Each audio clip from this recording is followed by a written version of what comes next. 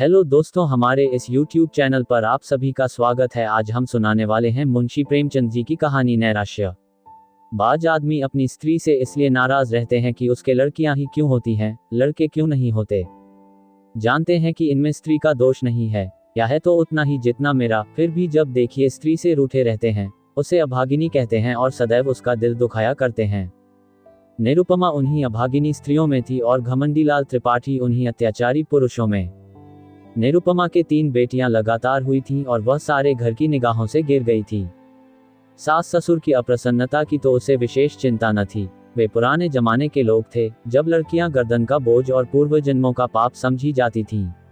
हाँ, उसे दुख अपने पतिदेव की अप्रसन्नता का था, जो पढ़े लिखे आदमी होकर भी उसे जली कटी सुनाते रहते थे। प्यार करना तो दूर रहा, निरुपमा से सीधे मुंह बात न करते, कई कई दिनों तक घर ही में न आते और आते भी तो कुछ इस तरह खींचे तने हुए रहते कि निरुपमा थर थर कांपती रहती थी, कहीं गरज न उठें। घर में धन का अभाव न था, पर निरुपमा को कभी यह साहस न होता था कि किसी सामान्य वस्तु की इच्छा भी प्रकट कर सके। वह समझती थी, मैं यथार्थ में अभागिन हूँ, नहीं तो क्या भगवान मेरी कोख में लड़कियां ही रचते। पति की एक मृदु मुस्कान के लिए, एक मीठी बात के लिए उसका हृदय तड़प कर रह जाता था। यहाँ तक कि वह अपनी लड़कियों को प्यार करते हुए सकुचाती थी कि लोग कहेंगे, पीतल की नत पर इतना गुमान करती है। जब त्रिपाठी जी के घर में आने का समय होता तो किसी न किसी बहाने से वह लड़कियों को उनकी आंखों से दूर कर देती थी। सबसे बड़ी विपत्ति ये थी कि त्रिपाठी जी ने धमकी दी थी कि अब की कन्या हुई तो घर छोड़कर निकल जाऊंगा, इस नरक में क्षण भर भी न ठहरूंगा। निरुपमा को वह चिंता और भी खाए जाती थी। वह मंगल का व्रत रखती थी, रविवार, निर्जला एकादशी और न जाने कितने व्रत करती थी। स्नान पूजा तो नित्य का नियम था, पर किसी अनुष्ठान से मनोकामना न पूरी होती थी। नित्य अवहेलना, तिरस्कार, उपेक्षा, अपमान सहते सहते उसका चित्त संसार से विरक्त हो जाता था। जहाँ कान एक मीठी बात के लिए, आंखें एक प्रेम दृष्टि के लिए, हृदय एक आलिंगन के लिए तरस कर रह जाए, घर में अपनी कोई बात ना पूछे, वहाँ जीवन से क्यों ना अरुचि हो जाए। एक दिन घोर निराशा की दशा में उसने अपनी बड़ी भावज को एक पत्र लिखा। एक एक अक्षर से असह्य वेदना टपक रही थी। भावज ने उत्तर दिया, तुम्हारे भैया जल्द तुम्हें विदा कराने जाएंगे। यहाँ आजकल एक सच्चे महात्मा आए हुए हैं जिनका आशीर्वाद कभी निष्फल नहीं जाता। यहाँ कई संतानहीन स्त्रियां उनके आशीर्वाद से पुत्रवती हो गईं। पूर्ण आशा है कि तुम्हें भी उनका आशीर्वाद कल्याणकारी होगा। निरुपमा ने ये पत्र पति को दिखाया। त्रिपाठी जी उदासीन भाव से बोले, सृष्टि रचना महात्माओं के हाथ का काम नहीं, ईश्वर का काम है। निरुपमा, हाँ, लेकिन महात्माओं में भी तो कुछ सिद्धि होती है। घमंडीलाल, हाँ होती है, पर ऐसे महात्माओं के दर्शन दुर्लभ हैं। निरुपमा, मैं तो इस महात्मा के दर्शन करूंगी। घमंडीलाल, चली जाना। निरुपमा, जब बांझिनों के लड़के हुए तो मैं क्या उनसे भी गई गुजरी हूँ। घमंडीलाल, कह तो दिया भाई, चली जाना। ये करके भी देख लो। मुझे तो ऐसा मालूम होता है, पुत्र का मुख देखना हमारे भाग्य में ही नहीं है। कई दिन बाद निरुपमा अपने भाई के साथ मैके गई। तीनों पुत्रियां भी साथ थीं। भाभी ने उन्हें प्रेम से गले लगाकर कहा, तुम्हारे घर के आदमी बड़े निर्दयी हैं।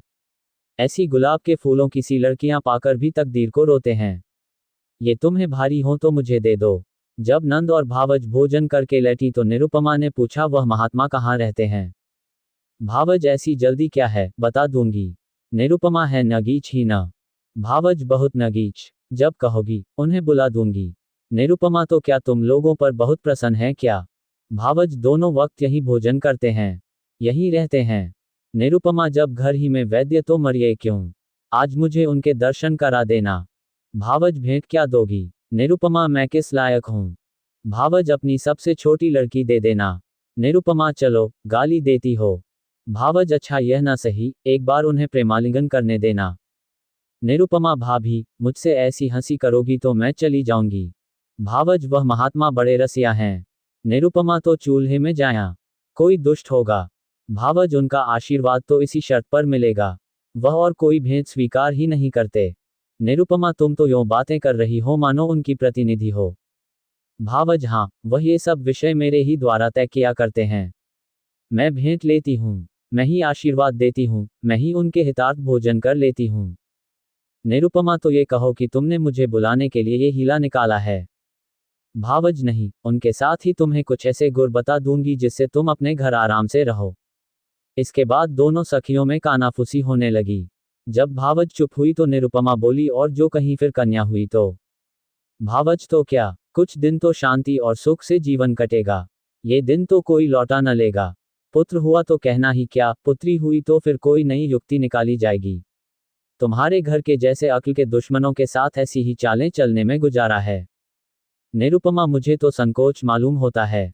भावज त्रिपाठी जी को 2-4 दिन में पत्र लिख देना कि महात्मा जी के दर्शन हुए और उन्होंने मुझे वरदान दिया है। ईश्वर ने चाहा तो उसी दिन से तुम्हारी मान प्रतिष्ठा होने लगेगी। घमंडी दौड़े हुए आएंगे और तुम्हारे ऊपर प्राण निछावर करेंगे। कम से कम साल भर तो चैन की वंशी बजाना, इसके बाद देखी जाएगी। निरुपमा, पति से कपट करूं तो पाप न लगेगा। भावज, ऐसे स्वार्थियों से कपट करना पुण्य है। 3-4 महीने के बाद निरुपमा अपने घर आई। घमंडीलाल उसे विदा कराने गए थे। सरहज ने महात्मा जी का रंग और भी चोखा कर दिया। बोली, ऐसा तो किसी को देखा नहीं कि इन महात्मा जी ने वरदान दिया हो और वह पूरा न हो गया हो। हाँ, जिसका भाग्य ही फूट जाए उसे कोई क्या कर सकता है। घमंडीलाल प्रत्यक्ष तो वरदान और आशीर्वाद की उपेक्षा ही करते रहे। इन बातों पर विश्वास करना आजकल संकोचनक मालूम होता है, पर उनके दिल पर असर जरूर हुआ। निरुपमा की खातिरदारियां होनी शुरू हुईं। जब वह गर्भवती हुई तो सबके दिलों में नई नई आशाएं हिलोरे लेने लगीं। सास जो उठते गाली और बैठते व्यंग्य से बातें करती थी, अब उसे पान की तरह फेरती, बेटी तुम रहने दो, मैं ही रसोई बना लूंगी, तुम्हारा सिर दुखने लगेगा। कभी निरुपमा कलसे का पानी या कोई चारपाई उठाने लगती तो सास दौड़ती, बहू रहने दो, मैं आती हूँ, तुम कोई भारी चीज मत उठाया करो। लड़कियों की बात और होती है, उन पर किसी बात का असर नहीं होता, लड़के तो गर्भ ही में मान करने लगते हैं। अब निरुपमा के लिए दूध का उठौना किया गया, जिससे बालक पुष्ट और गोरा हो। घमंडीलाल वस्त्रभूषणों पर उतारू हो गए। हर महीने एक न एक नई चीज लाते। निरुपमा का जीवन इतना सुखमय कभी न था। उस समय भी नहीं जब नवेली वधू थी। महीने गुजरने लगे। निरुपमा को अनुभूत लक्षणों से विदित होने लगा कि यह कन्या ही है, पर वह इस भेद को गुप्त रखती थी। सोचती, सावन की धूप है, इसका क्या भरोसा, जितनी चीज धूप में सुखानी हो सुखा लो, फिर तो घटा छाएगी ही। बात बात पर बिगड़ती। वह कभी इतनी मानशीला न थी, पर घर में कोई चूतक न करता कि कहीं बहू का दिल न दुखे, नहीं बालक को कष्ट होगा। कभी कभी निरुपमा केवल घरवालों को जलाने के लिए अनुष्ठान करती, उसे उन्हें जलाने में मजा आता था। वह सोचती, तुम स्वार्थियों को जितना जलाऊं उतना अच्छा। तुम मेरा आदर इसलिए करते हो न कि मैं बच्चा जनूंगी जो तुम्हारे कुल का नाम चलाएगा। मैं कुछ नहीं हूं, बालक ही सब कुछ है। मेरा अपना कोई महत्व नहीं, जो कुछ है वह बालक के नाते। यह मेरे पति हैं। पहले इन्हें मुझसे कितना प्रेम था, तब इतने संसार लोलुप न हुए थे। अब इनका प्रेम केवल स्वार्थ का स्वांग है। मैं भी पशु हूं जिसे दूध के लिए चारा पानी दिया जाता है। खैर, यही सही, इस वक्त तो तुम मेरे काबू में आए हो। जितने गहने बन सके बनवा लूं, इन्हें तो छीन न लोगे। इस तरह 10 महीने पूरे हो गए। निरुपमा की दोनों नंदें ससुराल से बुलाई गईं। बच्चे के लिए पहले ही से सोने के गहने बनवा लिए गए, दूध के लिए एक सुंदर दुधार गाय मोल ले ली गई। घमंडीलाल उसे हवा खिलाने को एक छोटी सी सेजगाड़ी लाए। जिस दिन निरुपमा को प्रसव वेदना होने लगी, द्वार पर पंडित जी मुहूर्त देखने के लिए बुलाए गए। एक मीरशिकार बंदूक छोड़ने को बुलाया गया, गाने मंगल गान के लिए बटोर ली गईं। घर में तिल तिल पर खबर मंगाई जाती थी, क्या हुआ। लेडी डॉक्टर भी बुलाई गई। बाजे वाले हुक्म के इंतजार में बैठे थे। पामा भी अपनी सारंगी लिए जच्चा मान करे नंदलाल सो की तान सुनाने को तैयार बैठा था। सारी तैयारियां, सारी आशाएं, सारा उत्साह, सारा समारोह एक ही शब्द पर अवलंबित था। ज्यों ज्यों देर होती थी लोगों में उत्सुकता बढ़ती जाती थी। घमंडीलाल अपने मनोभावों को छिपाने के लिए एक समाचार पत्र देख रहे थे, मानो उन्हें लड़का या लड़की दोनों ही बराबर हैं। मगर उनके बूढ़े पिताजी इतने सावधान न थे। उनकी बाछें खिली जाती थीं, हंस हंस कर सबसे बात कर रहे थे और पैसों की एक थैली को बार बार उछालते थे। मीरशिकार ने कहा, मालिक से अब की पगड़ी दुपट्टा लूंगा। पिताजी ने खिलकर कहा, अबे कितनी पगड़ियां लेगा, इतनी बेभाव की दूंगा कि सर के बाल गंजे हो जाएंगे। पामा बोला, सरकार से अब की कुछ जीविका लून। पिताजी खिलकर बोले, अबे कितनी खाएगा, खिला खिलाकर पेट फाड़ दूंगा। सहसा महरी घर में से निकली। कुछ घबराई सी थी, वह भी कुछ बोलने भी न पाई थी कि मीरशिकार ने बंदूक फायर कर ही तो दी। बंदूक छूटनी थी कि रोशन चौकी की तान भी छिड़ गई। पामा भी कमर कसकर नाचने को खड़ा हो गया। महरी, अरे तुम सब के सब भंग खा गए हो क्या? मेरा शिकार क्या हुआ क्या? महरी हुआ क्या? लड़की ही तो फिर हुई है। पिताजी लड़की हुई है। ये कहते कहते वह कमर थामकर बैठ गए मानो वज्र गिर पड़ा। घमंडीलाल कमरे से निकल आए और बोले जाकर लेडी डॉक्टर से तो पूछ। अच्छी तरह देख ले। देखा ना सुना, चल खड़ी हुई। महरी बाबूजी, मैंने तो आंखों देखा है। घमंडीलाल कन्या ही है। पिता हमारी तकदीर ही ऐसी है बेटा। जाओ रे सब के सब। तुम सभी के भाग्य में कुछ पाना न लिखा था तो कहां से पाते। भाग जाओ। सैकड़ों रुपये पर पानी फिर गया, सारी तैयारी मिट्टी में मिल गई। घमंडीलाल इस महात्मा से पूछना चाहिए। मैं आज डाक से जरा बचाकर खबर लेता हूं। पिता धूर्त है, धूर्त। घमंडीलाल मैं उसकी सारी धूर्तता निकाल दूंगा। मारे डंडों के खोपड़ी न तोड़ दूं तो कहिएगा। चांडाल कहीं का। उसके कारण मेरे सैकड़ों रुपये पर पानी फिर गया। ये सेज गाड़ी, ये गाय, ये पलना, ये सोने के गहने किसके सिर पटकूं। ऐसे ही उसने कितनों ही को ठगा होगा। एक दफा बचा की मरम्मत हो जाती तो ठीक हो जाते। पिताजी बेटा, उसका दोष नहीं, अपने भाग्य का दोष है। घमंडीलाल उसने क्यों कहा ऐसा नहीं होगा। औरतों से इस पाखंड के लिए कितने ही रुपये ऐंठे होंगे। वह सब उन्हें उगलना पड़ेगा, नहीं तो पुलिस में रपट कर दूंगा। कानून में पाखंड का भी तो दंड है। मैं पहले ही चौंका था कि हो ना हो पाखंडी है, लेकिन मेरी सरहज ने धोखा दिया, नहीं तो मैं ऐसे पाजियों के पंजे में कब आने वाला था। एक ही सुअर है। पिताजी बेटा, सब्र करो। ईश्वर को जो कुछ मंजूर था वह हुआ। लड़का लड़की दोनों ही ईश्वर की देन है, जहां तीन है वहां एक और सही। पिता और पुत्र में तो यह बातें होती रहीं। पामा, मीर शिकार आदि ने अपने अपने डंडे संभाले और अपनी राह चले। घर में मातम सा छा गया। लेडी डॉक्टर भी विदा कर दी गई। सौर में जच्चा और दाई के सिवा कोई न रहा। वृद्धा माता तो इतनी हताश हुई कि उसी वक्त अटवास खटवास लेकर पड़ रही। जब बच्चे की बरही हो गई तो घमंडीलाल स्त्री के पास गए और सरोष भाव से बोले फिर लड़की हो गई। निरुपमा क्या करूं, मेरा क्या बस। घमंडीलाल उस पापी धूर्त ने बड़ा चकमा दिया। निरुपमा अब क्या कहूं, मेरे भाग्य ही में न होगा, नहीं तो वहां कितनी ही औरतें बाबाजी को रात दिन घेरे रहती थीं। वह किसी से कुछ लेते तो कहती कि धूर्त हैं, कसम ले लो जो मैंने एक कौड़ी भी उन्हें दी हो। घमंडीलाल उसने लिया या न लिया, यहां तो दिवाला निकल गया। मालूम हो गया तकदीर में पुत्र नहीं लिखा है। कुल का नाम डूबना ही है तो क्या आज डूबा, क्या 10 साल बाद डूबा।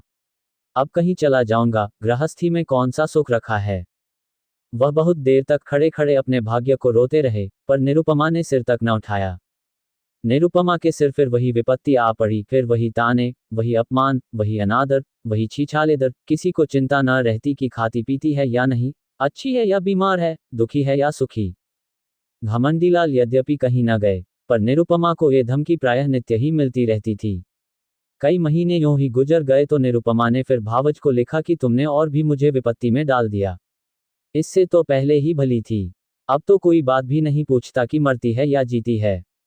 अगर यही दशा रही तो स्वामी जी चाहे संन्यास लें या न लें, लेकिन मैं संसार को अवश्य त्याग दूंगी। भाभी यह पत्र पाकर परिस्थिति समझ गई। अब कि उसने निरुपमा को बुलाया नहीं, जानती थी कि लोग विदा ही न करेंगे, पति को लेकर स्वयं आ पहुंची। उसका नाम सुकेशी था। बड़ी मिलनसार, चतुर, विनोदशील स्त्री थी। आते ही आते निरुपमा की गोद में कन्या देखी तो बोली, अरे ये क्या। सास भाग्य है और क्या। सुकेशी भाग्य कैसा। इसने महात्मा जी की बातें भुला दी होंगी। ऐसा तो हो ही नहीं सकता कि वह मुंह से जो कुछ कह दें वह न हो। क्यों जी, तुमने मंगल का व्रत रखा। निरुपमा बराबर एक व्रत भी न छोड़ा। सुकेशी 5 ब्राह्मणों को मंगल के दिन भोजन कराती रहीं। निरुपमा ये तो उन्होंने नहीं कहा था। सुकेशी तुम्हारा सिर मुझे खूब याद है, मेरे सामने उन्होंने बहुत जोर देकर कहा था।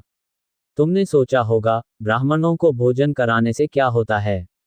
यह न समझा कि कोई अनुष्ठान सफल नहीं होता जब तक विधिवत उसका पालन न किया जाए। सास इसने कभी इसकी चर्चा ही नहीं की। नहीं, 5 क्या 10 ब्राह्मणों को जिम्मा देती। तुम्हारे धर्म से कुछ कमी नहीं है। सुकेशी कुछ नहीं, भूल हो गई और क्या। रानी, बेटे का मुंह यूं देखना नसीब नहीं होता। बड़े बड़े जप तप करने पड़ते हैं, तो मंगल के एक व्रत ही से घबरा गईं। सास अभागिनी है और क्या। घमंडीलाल ऐसी कौन सी बड़ी बातें थीं जो याद न रहीं। वह खुद हम लोगों को जलाना चाहती है। सास वही तो कहूं कि महात्मा की बात कैसे निष्फल हुई। यहाँ 7 बरसों तक तुलसी माई को दिया चढ़ाया, जब जाके बच्चे का जन्म हुआ। घमंडीलाल इन्होंने समझा था दाल भात का कौर है।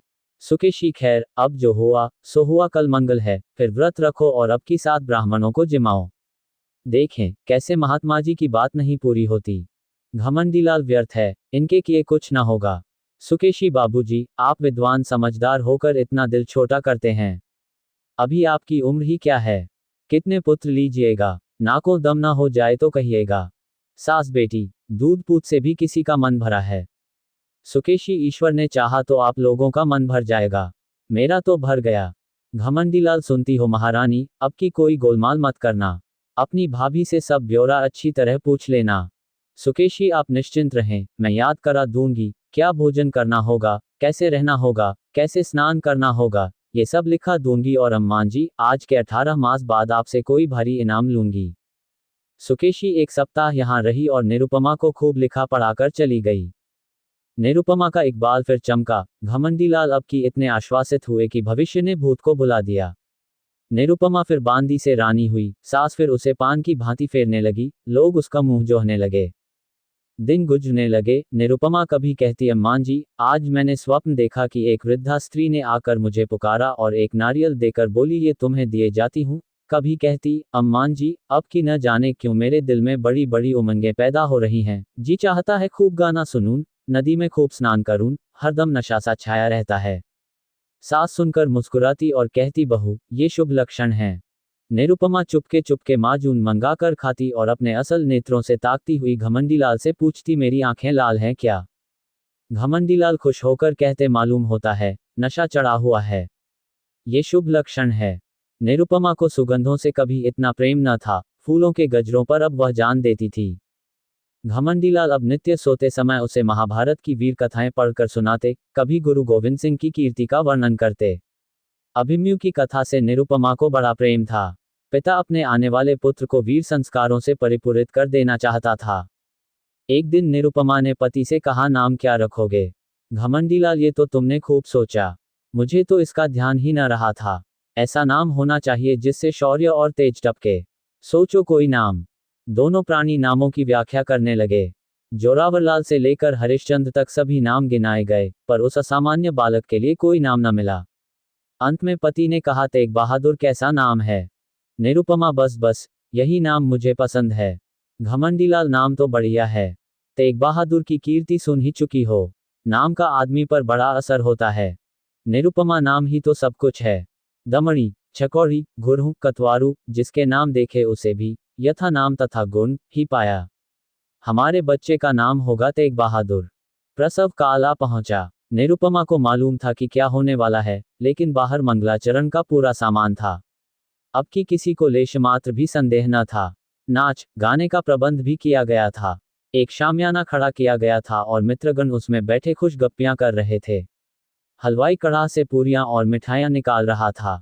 कई बोरे अनाज के रखे हुए थे कि शुभ समाचार पाते ही भिक्षुओं को बांटे जाएं। एक क्षण का भी विलंब न हो, इसलिए बोरों के मुंह खोल दिए गए थे। लेकिन निरुपमा का दिल प्रतिक्षण बैठा जाता था। अब क्या होगा? 3 साल किसी तरह कौशल से कट गए और मजे में कट गए, लेकिन अब विपत्ति सिर पर मंडरा रही है।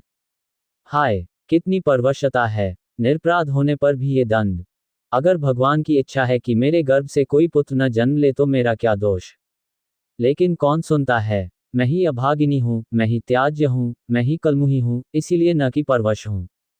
क्या होगा? अभी एक क्षण में ये सारा आनंदोत्सव शोक में डूब जाएगा, मुझ पर बौछारें पड़ने लगेंगी, भीतर से बाहर तक मुझी को कोसेंगे। सास ससुर का भय नहीं, लेकिन स्वामी जी शायद फिर मेरा मुंह न देखें, शायद निराश होकर घर बार त्याग दें। चारों तरफ अमंगल ही अमंगल है। मैं अपने घर की, अपनी संतान की दुर्दशा देखने के लिए क्यों जीवित हूं? कौशल बहुत हो चुका, अब उससे कोई आशा नहीं। मेरे दिल में कैसे कैसे अरमान थे। अपनी प्यारी बच्चियों का लालन पालन करती, उन्हें ब्याहती, उनके बच्चों को देखकर सुखी होती। पर आह, ये सब अरमान खाक में मिले जाते हैं। भगवान, तुम ही अब इनके पिता हो, तुम ही इनके रक्षक हो। मैं तो अब जाती हूँ। लेडी डॉक्टर ने कहा, वेल। फिर लड़की है। भीतर बाहर कोहराम मच गया, पिटस पड़ गई। घमंडीलाल ने कहा, जहनुम में जाए ऐसी जिंदगी, मौत भी नहीं आ जाती। उनके पिता भी बोले, अभागिनी है, वज्र अभागिनी। भिक्षुओं ने कहा, रो अपनी तकदीर को, हम कोई दूसरा द्वार देखते हैं। अभी यह शोकोद्गार न होने पाया था कि लेडी डॉक्टर ने कहा, मां का हाल अच्छा नहीं है। वह अब नहीं बच सकती। उसका दिल बंद हो गया है।